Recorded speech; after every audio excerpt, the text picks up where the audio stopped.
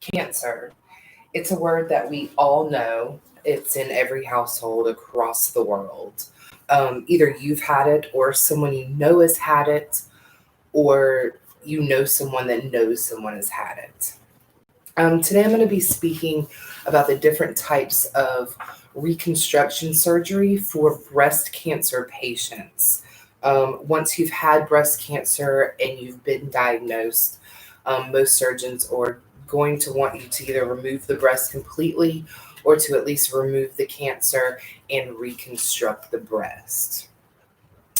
Breast cancer is the second caused cancer in women in the United States, and it does affect African American women a little bit more than white women in the fact that there are more deaths, according to the CDC, in Black women compared to white women. Different types of reconstruction are going to be mostly tissue flaps. The three that I'm going to discuss today are the DIEP flap, the tram flap, and then there's also fat grafting. And then in a little bit, we'll get in a little bit more detail about implants.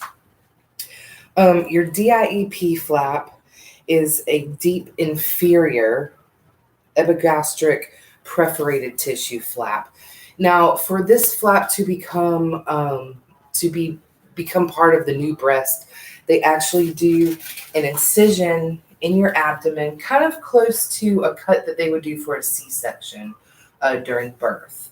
And all they're doing is moving that tissue and some of the blood vessels up to the new position where it needs to be. Now, with the DIEP flap, they do not use muscle. So most of those are no muscle coming into the area up on top. Our second flap is going to be the tram flap. Now, the tram flap is actually the same cut in the abdomen, but at this time, they transfer that fat, the tissue, the blood vessels, and the muscle up into the chest. So both flaps are pretty close to each other, but like I said, the DIEP flap does not use the muscle like the tram flaps do. If you go onto the website breastcancer.org or even the American Society of Plastic Surgeons, you can see that there is a long list of different flaps. The ones I'm going over are mostly the ones that I've seen mostly used, especially in the clinics that I've worked dealing with these breast patient women. The next thing is fat grafting, and this is a little bit newer. When they do the fat grafting, they're either going to liposuction fat from your stomach, from a thigh, or the buttock area.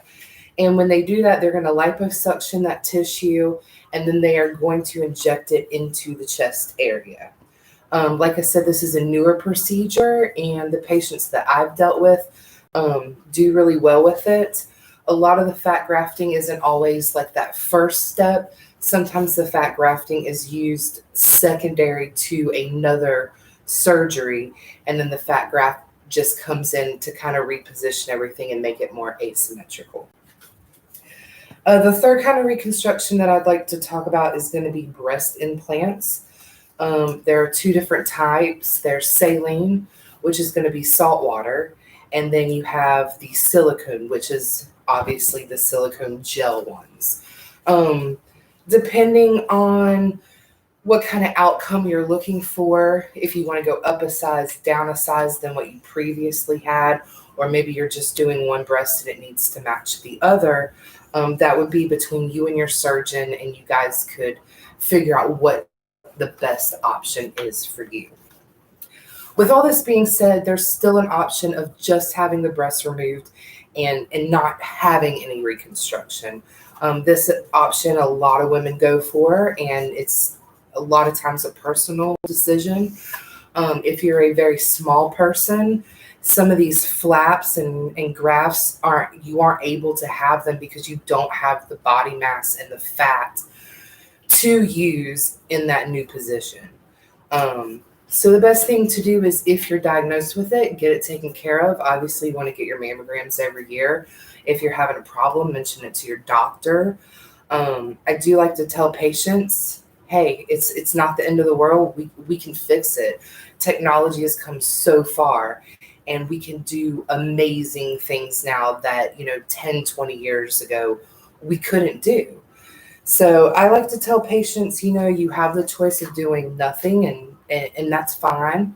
Um, or you can get them reconstructed. A lot of people choose that, and it comes out well. So whether you want to do reconstruction or not, if you're diagnosed with breast cancer, just know that there's plenty of help out there. There's tons of websites with really good information, and always check with your doctor for the appropriate information. I hope you enjoyed our conversation today, and I will talk to you later. All right, bye bye.